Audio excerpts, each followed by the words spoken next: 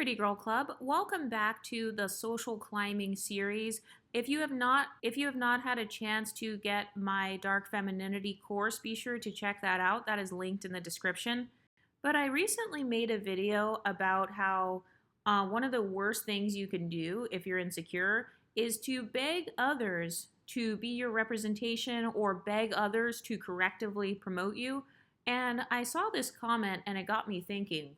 One of the comments was talking about how, like, if you're the person with social status, if you're the exotical, if you're the pretty privileged woman and you have the status, it doesn't hurt you to kind of lend a helping hand to someone who's less privileged than you, because it's kind of like being a rich person, right? It doesn't hurt a rich person to give a man on the street $10. And it's like, yeah, of course it doesn't hurt the rich person, but guess what? The rich person doesn't owe you $10. Okay, so you trying to bully and beg privileged women to give you a breadcrumb of their social status, that is no different than people feeling obligated to Jeff Bezos's money. Like, yeah, of course Jeff Bezos can be generous. Of course he should pay taxes and stuff like that. Of course it's not fair that certain people benefit from isms. Like in the case of a rich person, they would benefit from capitalism. And then in the case of women on this channel, we would be accused of benefiting from different forms of lookism. So pretty privilege, colorism, texturism, or featureism. And it's like, yeah, but just like you can't help how you were born, we can't help how we were born either. And so we also have the right to use whatever we were given in this life to our advantage, however we choose. And so other people don't owe you access to their privilege. And then I've also seen some people saying things like, well, the media made me insecure, seeing like white women or seeing skinny women or whatever forms of women who don't look like me. Okay, well, again, the media, Time Warner and Warner Brothers and Xfinity or Netflix, they don't owe you self-esteem. They don't owe you a positive self-image. That's your responsibility. Anything that happened in your life below the age of 18 was your parents' responsibility. And then anything that happens in your life after the age of 18 is your responsibility. So if your parents were bad parents and they did not instill self-esteem in you, that's their fault. So yeah, that's messed up. I know it sucks. Yes, maybe your family is bad, but after the age of 18, you're an adult now. So you are responsible for how your own life turns out. You are responsible to create the life that you want for yourself. And if you believe in God or if you're spiritual, you're responsible for your spiritual journey. It's not the media's responsibility to give you a peaceful spirit. It is not Exoticals United's responsibility to make you feel represented. If you have it in your spirit that strong that you want to be represented or you want to feel beautiful, well then go and represent yourself. Who better to represent you than yourself? Beggars cannot be choosers. When someone is in a beggar's position, whether they are begging for social status, because I do a lot of psychoanalysis of women on my YouTube channel who are begging for social status. If you put yourself in a position of begging for social status, you're begging for compliments, you're begging to be let into a club, you're begging to be let into club sections, you're giving yourself limited options. First of all, why would I try to bully someone into wanting me if they already don't want me?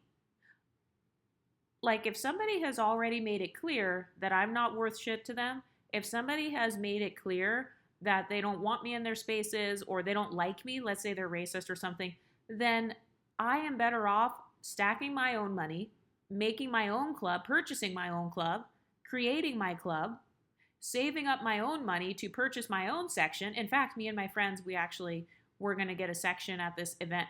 Anyway, I would be better off stacking up my own money and social climbing so that I'm in the position of power.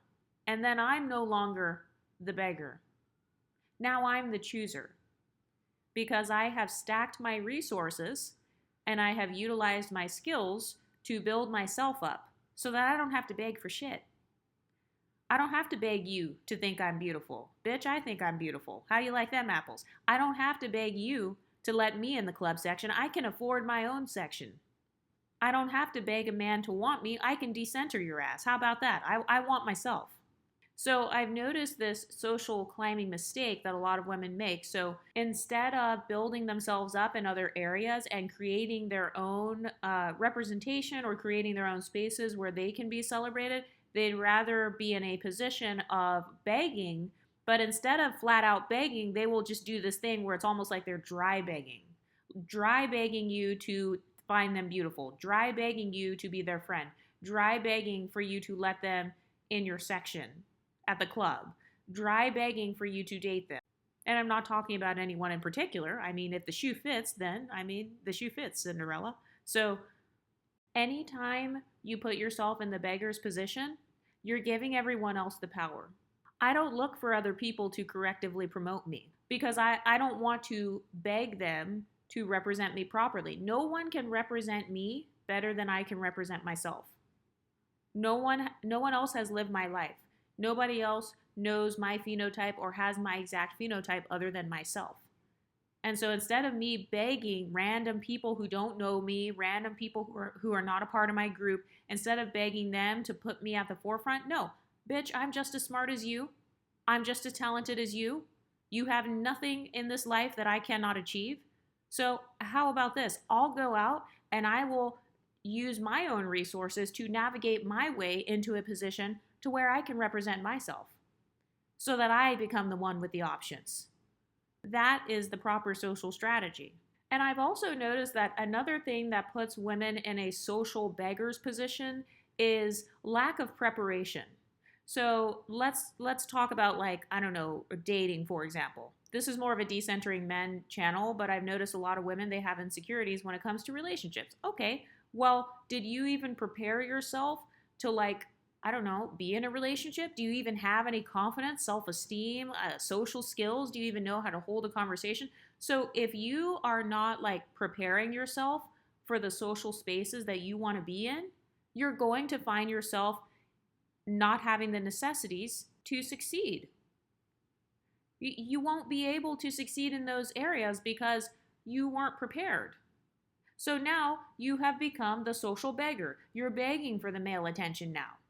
You're begging for this rich white man to notice you at the bar at this point because you did not socially navigate yourself in the past to, like, attract it. I've just noticed that, like, I'm not the type of person who wants to beg. I would rather attract what I want instead of putting myself at the bottom, like, oh, you need to represent me, or, you know, these types of guys, they like natural hair, so now I'm going to go natural for a man. No, I'm going to go natural for myself. If I want to go natural, I'll go natural. If I want to be a fake ass bitch, I'll be a fake ass bitch with my 30-inch weave. I'm the chooser. I'm not the beggar. Another thing that I've noticed about the mindset of social beggars is dependence on others. Have you ever noticed that women who are very insecure, they're very codependent? So they're constantly depending on you to be nice to them. You know, they're scared of being disliked. Maybe they have a fear of being seen. They have a fear of losing control. They have a fear that their children will grow up and abandon them. For some of you guys, your own mother was a beggar. She was begging you, her daughter, for validation, and then when she didn't get it from you, then she turned on you, your own mother, and so she tried to bully you out of revenge. That is actually called reactive abuse. So reactive abuse is when a person feels downtrodden in life, or maybe they feel like you have done something wrong to them, and so instead of them, like, leveling up and making power moves in life and, like, getting away from you or something like that, instead of them, like, moving on, they want to reactively abuse you. And I've noticed that some people, they want you to feel like you're the abuser. And it's like, no, I did not create the world that we live in. So, for example, I mean, this happens to women who are privileged, whether you're privileged in terms of money, maybe you're privileged in terms of beauty, maybe you're privileged in terms of, like, other areas. And so sometimes people who feel abused, whether it's by you or by other people around them, they will react with the same exact behavior or even worse behavior. And it's like, okay, first of all, two wrongs don't make it right. And secondly, it would make you feel better if you just leveled yourself up. All of these things that people complain about on TikTok, this whole thing about I don't get guys' attention or I don't get into the section I want to get into at the club. Bitch, go get a fucking job and then get your money up, and you and your friends can be the baddest bitches in your own section. How about them apples? Instead of begging a guy, some dusty, colorist, racist guy, to let you into his section out of pity. Like, how would that make me feel?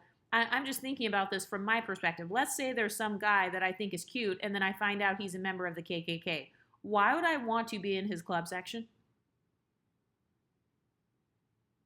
Why would I want that guy to date me? So, women who have a social beggar's mindset, they're very codependent on other people in terms of their own self esteem. Even when it comes to social media likes and attention, I've noticed some women, they'll say, oh, well, this other girl, she has more followers, or she has more likes, she has more brand deals. And it's like, okay, if I have friends on Instagram and stuff who are not liking my pics, I will delete my whole fucking Instagram. I'll start a new Instagram. I'll have a new Instagram tomorrow. I will, like, if this YouTube channel, if this channel ever went down and I had 0 subscribers and 0 views, bye, bitch. I'm starting a new channel, or I'm going back to being an accountant. I'm going where I'm celebrated. I don't have to be codependent and beg you to like my shit. So that's what I mean when I say some women are just beggars. It's like, instead of actually strategizing and going to a place or an environment where you are the star, they'd rather stay there and like guilt other people into liking them. I've also noticed a pattern where people don't really have a lot of respect for beggars. I mean, think about the homeless guy on the street. A lot of people, they don't have a lot of respect for those that they view as socially beneath them. A lot of people don't have respect for those who only got to where they are because of handouts. There are a lot of people who will even be resentful against those who just get certain things based on handouts. And I know that there are going to be people who say, oh, well, you know, rich people or white people or skinny women or whatever, they only got to where they are because of the way society is set up. Okay, well, guess what? I can't change exactly how society is as a whole. I can't change 7 billion people. But you know who I can change? Myself. You know what I can change? My own environment. And I've also noticed that women expose themselves because it's like, by putting yourself in a social beggar's position, you are revealing to everyone that you don't have any resources. You don't have resources, you don't have any options. That's basically what I'm doing. Like, if I tell everyone, oh, nobody wants me, like, I'm going to beg this guy to be with me, I'm basically revealing to everyone that I think that I'm not shit. I'm revealing to everyone that I'm at the bottom, that nobody wants me, that I'm like unfuckable or whatever. And I'm putting myself at the bottom by even making myself into a beggar. I'm giving up my dignity in hopes to receive the breadcrumbs of social status. I'm not doing that shit. I would rather just be invisible. I mean, I'm better off being invisible at that point. I am better off being invisible because at least if I'm invisible, I can just move in silence. People beg for visibility so much, but they don't realize that if you are hyper visible and you have a spotlight on you, it's very difficult to move in silence because you have women who have the evil eye on you and they have like jealousy against you and they are like spying on you and all that. So it's actually very difficult to move in silence if you have this huge spotlight on you. This is a part of why I don't want to be famous, because I don't want to have a spotlight on everything I do. I don't want the spotlight to be on my mistakes. I don't want the spotlight to be on my bank account, or people are pocket watching me, or they're watching my weight. How much weight did I gain? How does my hair look? And oh, the edges are broken off. I have alopecia and shit. No, I would actually choose to be invisible over choosing that. So a lot of women who are social beggars, they don't know how to socially move because it's like, you could have used your invisible status in society or in your social circle. You could have used that to level yourself up and to come back and shock everybody. You know how people say they had a glow up and stuff? Yeah, it's because those women knew how to socially strategize, and they used their time of being invisible to like go into hibernation, and then they came back and then they were like that girl after they came back because nobody suspected that they were going to level up. So I would rather do that than be a beggar. Another thing that social beggars don't realize is that another person does not owe you generosity. So when people come onto my channel and they say, well, Exoticals, if you guys are the pretty girls or whatever, or you guys have all of these different privileges, you guys should be helping other people who don't have those privileges. Well, no, there are going to be some Exoticals who say, fuck that. I'm trying to survive too. I'm trying to survive myself. I'm not going to light myself on fire so that I can keep others warm. Maybe once I become a multi-billionaire, then yes, sure, maybe I will give out $100,000. But if all I'm making right now is $100,000, I'm not giving you my entire salary and then becoming homeless so that I can prove to you that I'm generous. Generosity is unpredictable. So I've noticed that the women who are social beggars, they can't trust themselves. They don't know how to show up for themselves. They don't know how to get into the right environments. And so they rely on the inconsistent generosity of others. And then when people decide like, hey, you know, I've got my own stuff I need to work on, then they get all pissed off and like bitter because they see that person as being more privileged than them. And the gag is, you probably have privilege yourself. I've noticed that people only get mad about the isms that they don't benefit from. Or they will lie and say that they're mad. They'll be like, oh, capitalism is so bad. Meanwhile, you're still participating in capitalism. And then they'll say, yeah, because I have to. Well, technically, no, you don't. You could be homeless if you wanted to and live on the street. But you chose not to, right? Because it benefits you. Okay, so let's be honest here. Let's admit the truth. You don't mind an ism as long as you benefit from it. So stop trying to pretend like you're this perfect, oh, I'm such a nice person. I'm such a godly, holy, I'm such a woman of God. No, that's fake outrage. You benefit from capitalism. You're probably benefiting from ableism. If you're able-bodied, you're benefiting from ableism. I don't see you out building those ramps that wheelchairs can go up and stuff. No. You're not even thinking about that, right? Because you're thinking about your own survival. This is natural human instinct. It doesn't mean you're a bad person. It just means that you understand sociology. Sociology is the study of society. And so society in general and human beings in general are trying to survive. They're trying to thrive on their own. And so nobody else owes you generosity. That's why it's called generosity. It's because it's optional. They didn't have to give you shit. They didn't have to give you any money. They didn't have to give you any clout.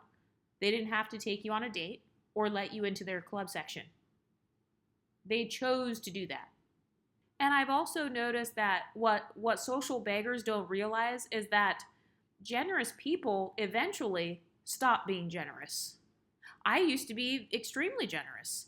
In the case of social issues, like I guess I can use like blackness as an example. I'll use pro-blackness as an example. I went to an HBCU. I've done hundreds of hours of community service for the Black community. I have supported the NAACP, NCNW, Congressional Black Caucus. I have helped young Black men and women to do all kinds of things in my community. I've given money, actually, to all kinds of causes that help the Black community. So you can't tell me that I'm not generous just because I don't help you. And so what social beggars don't realize is that for a lot of people, their generosity runs out at some point. And at some point, people realize that their generosity is being taken for granted. And so it doesn't mean that they're a bad person. Like, I know that I still have a good heart and everything, but I decided at one point to focus on myself, and then whoever wants my help will come and find my content, for example, like on YouTube. Whoever wants my help will find it. So like even in the comment section on my YouTube channel now, when people ask, what is an exotical? What is this? I no longer even answer because I've made a 4-part series at this point. And so I'm not going to keep on explaining myself over and over because one person doesn't want to type into Google, what is an exotical? I'm not going to keep doing that. I've already been generous enough by making a 4-part video series.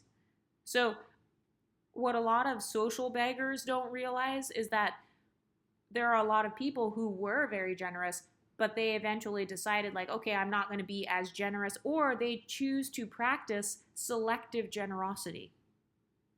So that's how I am at this point. I am selective with who I am generous towards. I am selective with who I give money to and what causes I give money to. I'm selective with who I hang out with. It's so funny because one of my friends, I was hanging out with my friend a few weeks ago, and there was this new girl who was a part of the friend group.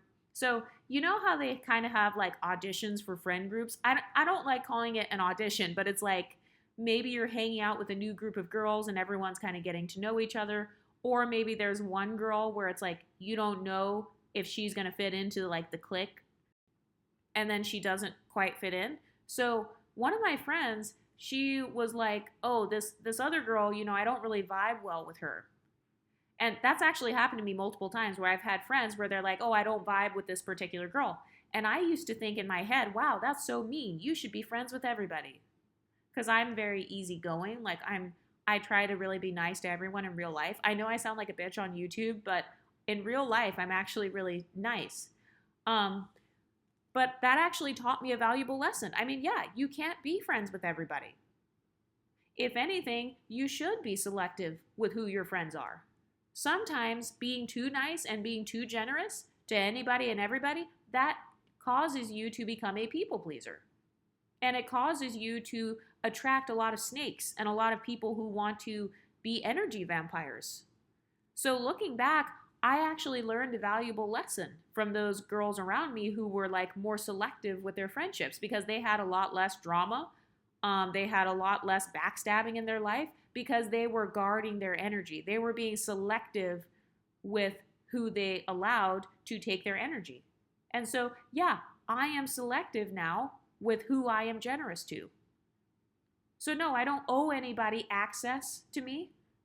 I don't owe people access to the resources that I attain, whether I attain those resources with privilege or not. I don't owe anybody access to those things. I get to pick and choose who I want to give access to those things.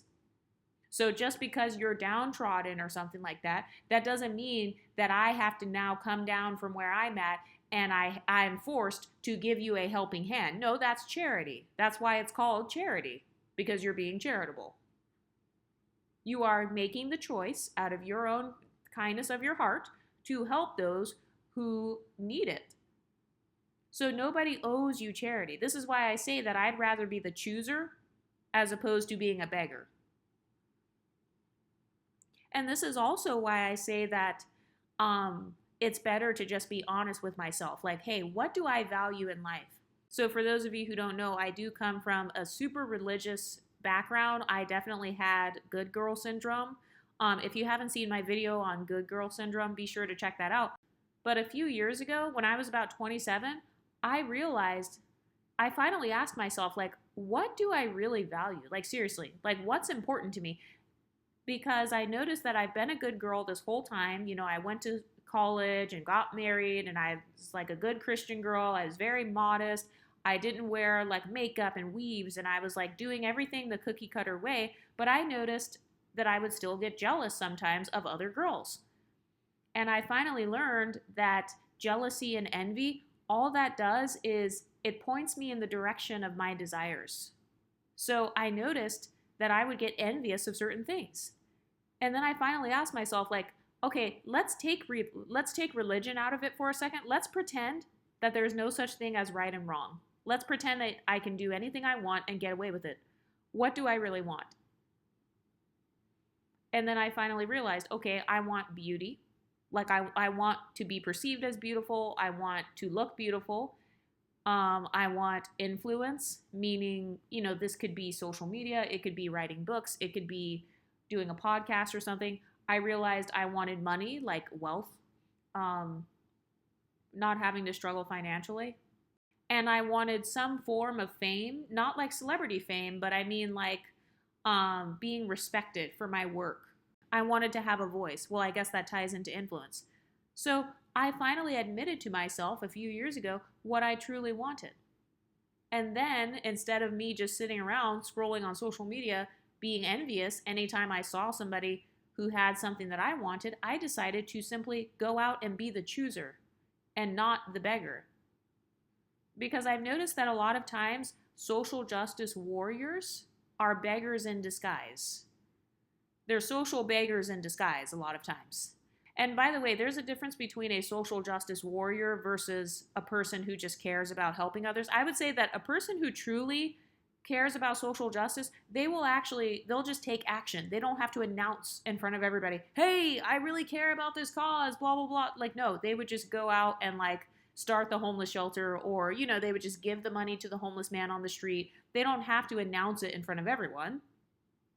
And they don't go out and shame those who are not giving money to the homeless man on the street. No, they just go out and they become the change that they want to see, right? So a lot of times social justice warriors are just beggars in disguise. A lot of times they're social beggars in disguise. Think about the red pill movement. A lot of times those were just average Joes who were begging for sex and marriage and relationships in disguise. So they went through all that drama of shaming women and calling them modern or whatever, because in reality, they're just guys who just wanted girlfriends. When all they had to do was admit to themselves, hey, I want a girlfriend. Okay, what kind of guys do girls like? Okay, do I have any of those qualities? What kind of girl do I want? Like, it's much easier to just admit what you want and then either change yourself to get that thing, or you can decide exactly what you want to go for and then just go chase after that particular goal. Go chase after that thing. And this is why I say, in terms of dating and men, I think it's best to just go ahead and decenter men, because I will never recommend for women to chase after men. But I just noticed that that was easier for me. Beggars can't be choosers. What do you ladies think? Let me know in the comment section, and I'll talk to you next time. Stay pretty, ladies.